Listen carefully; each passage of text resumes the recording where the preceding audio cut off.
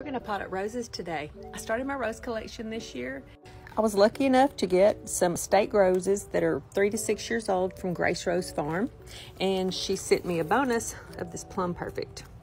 These are larger than your average roses you'll buy at your garden center, or even the ones you order from her typically. Normally they're going to be about a 2-year rose. I got my Frances Milan and my State of Grace potted up yesterday, and we're going to pot this Plum Perfect up in this 15-gallon pot today.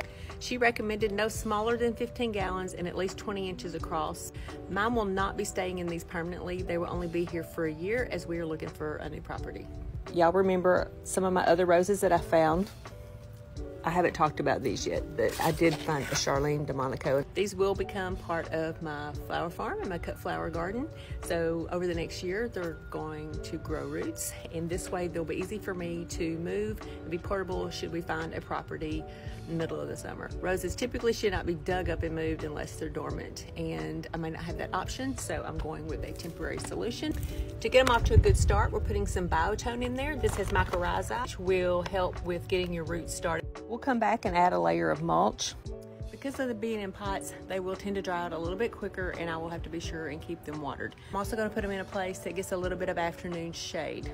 Once they're established, we'll start to fertilize with some rose tone or some other organic rose food several times a year. Hopefully they'll have time this summer to develop some strong roots, get a year older, and by the time we find our new place, I will be able to make my rose garden.